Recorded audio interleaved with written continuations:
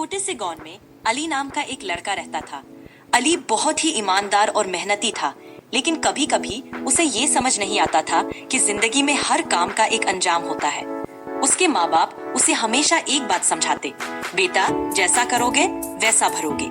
लेकिन अली को ये बात समझ नहीं आती थी। एक दिन अली अपने दोस्त अमीर के साथ खेलने गया। अमीर को अचानक से गिरते हुए देखा। अमीर का पैर छिल गया था और वो दर्द से करा रहा था। अली ने तुरंत उसकी मदद की और उसे घर तक ले गया। अमीर की माँ ने अली का शुक्रिया अदा किया और कहा, बेटा तुमने बहुत अच्छा किया, तुम्हारी मदद के बिना अमीर काफी मुश्किल में होता। उस दिन के बाद अली ने देखा कि जब भी उसे मदद की जरूरत होती, अमीर और बाकी दोस्त हमेशा उसके साथ होते।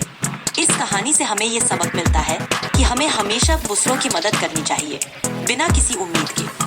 जब हम अच्छा करते हैं तो जिंदगी भी हमें अच्छा ही वापस करती है। जैसा करोगे वैसा भरोगे, ये सच है।